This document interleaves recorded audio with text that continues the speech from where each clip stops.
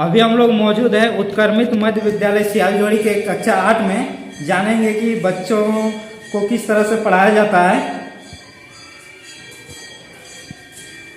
नाम क्या है? ज्योति कुमारी। कौन क्लास में पढ़ती हो? 8। तो झारखंड के राज्यपाल कौन है? झारखंड के द्रौपदी मुर्मू। झारखंड के राज्यपाल कौन है?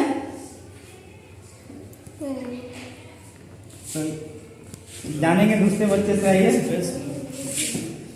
बाबू, आपका नाम क्या है? प्रियंका कुमारी। थोड़ा जोर से बोलो। प्रियंका कुमारी। प्रियंका कुमारी। तो झारखंड के राज्यपाल कौन है? रमेश बेसरा। रमेश रमेश बेसरा। तो जानेंगे और बच्चे से। बाबू, तुम्हारा नाम क्या है? रानी कुमारी। तो झारखंड के राज्यपाल कौन है? रमेश बैस। रमेश बैस। और भारत के राष्ट्रपति कौन है? श्रीमती द्रौपदी मुर्मू। बाबू, तुम्हारा नाम क्या है? सोनू कुमार महतो। सोनू कुमार महतो। तो झारखंड के मुख्यमंत्री कौन है? श्री हेमंत सोरेन। श्री हेमंत सोरेन। 12 का पहाड़ा सुना तो। 12 का 12 12 24 12 36 12 4 48 12 5 60 12 4 72 12 7 84 12 8 96 12 8 108 12 9 120। अभी हम लोग मौजूद है उत्क्रमित मध्य विद्यालय सियालजोड़ी में। यहाँ के प्रधान अध्यापक मिथिलेश सर जी से जानेंगे कि शिक्षा का क्या व्यवस्था है, शिक्षा किस तरह से यहाँ दिया जा रहा है। सर,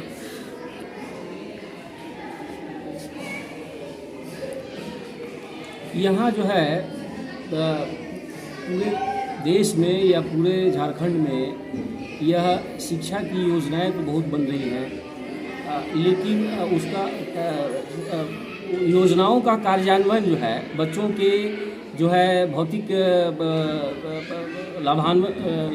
लाभान्वित करने के लिए बहुत सारी योजनाएं बन रही हैं, लेकिन शिक्षा का जो स्तर होना चाहिए वह बहुत ही कहते हैं कि डाउनग्रेडेड है। इसलिए कि पढ़ाई के अलावा इतने सारे काम हैं शिक्षकों के सामने कि वो जो क्वालिटेटिव एजुकेशन जो हम लोग इम्पार्ट कर सकते हैं, हमारे पास ये क्षमता है, लेकिन उसके लिए हमारे पास उस तरह का माहौल नहीं बन रहा। पहली बात तो है कि शिक्षकों की बहुत सारी कमी है। शिक्षक 8 क्लास है, 4 शिक्षक हैं, कहीं 3 ही शिक्षक हैं। तो इस स्थिति में जो है एक क्वालिटी एजुकेशन इम्पार्ट हम कैसे कर सकते हैं? जिस व्यक्ति के पास शेर मारने की क्षमता है उससे आप चूहा मरवा रहे हैं।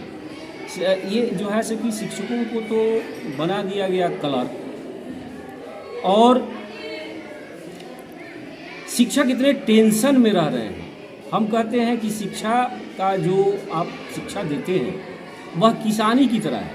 किसान जैसे खेती करने के समय में खेत का खरपतवार को निकाल देता है और तब उसमें जो है से कि खेती करता है।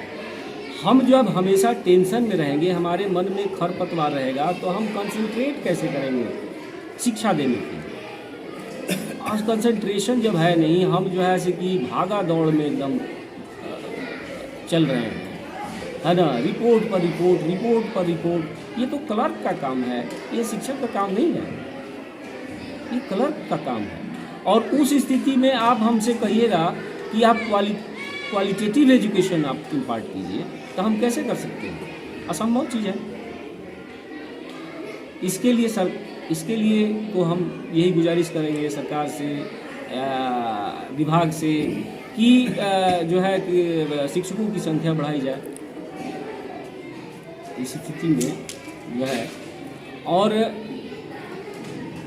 अगर हम क्षमा किया जाए तो हम ये कहना चाहेंगे कि अभी शिक्षा जो चल रही है पूरे देश में चल रही है, अब सरकारी संस्थानों में, कि बिना दूल्हे की बारात जा रही है।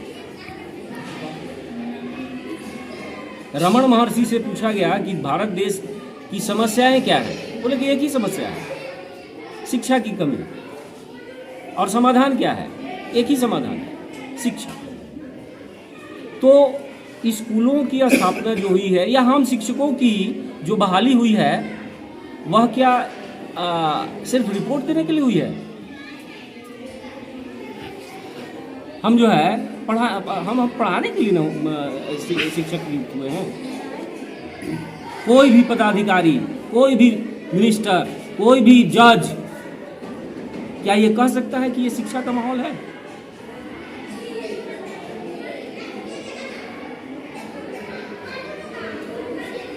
एक दिन में 10 रिपोर्ट जमा कीजिए, माथा थोड़ा शांत होता है, दूसरे दिन फिर 20 को रिपोर्ट दीजिए।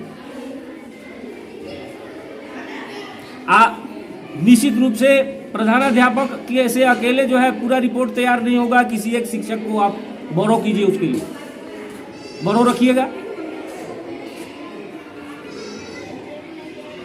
हाईली टेंस्ड हैं शिक्षक, हाईली टेंस्ड। आप अपने बच्चे को घर में अगर बहुत ज्यादा टेंशन में रहेगा तो अपने बच्चे को घर में नहीं पढ़ा सकते हैं। 1-2 बच्चे को, पूरा स्कूल को आप कैसे पढ़ा लीजिए? इसलिए हम लोगों की शॉर्ट कमिंग्स को अब क्या कहें, थोड़ा नजरअंदाज भी करना पड़ेगा। ये है, these are the shortcomings not only on the part of the teachers only, but on the part of the government, on the part of the department, on the part of the guardians also. अगर हम qualitative education impart नहीं कर पा रहे हैं तो सिर्फ शिक्षक दोषी नहीं है, व्यवस्था दोषी है, अभिभावक भी उसमें दोषी है। हम बच्चा स्कूल नहीं आता है, आप 50 को रिपोर्ट हमसे मांगिएगा और कहिएगा कि घरे घरे जाकर घूमो कीजिए।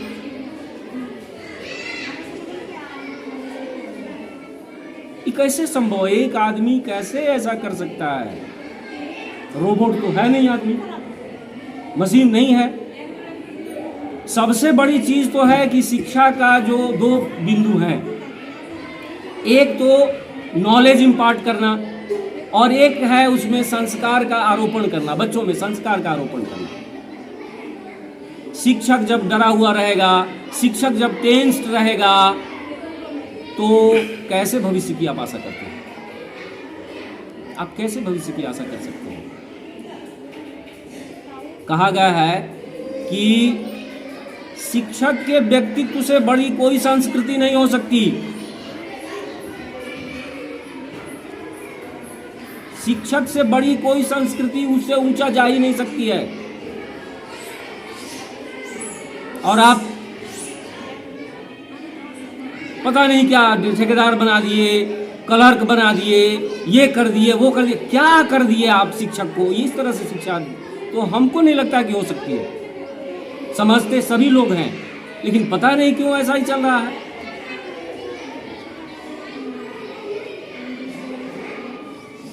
कि वो जो गैप है वो फुलफिल हो जाएगा।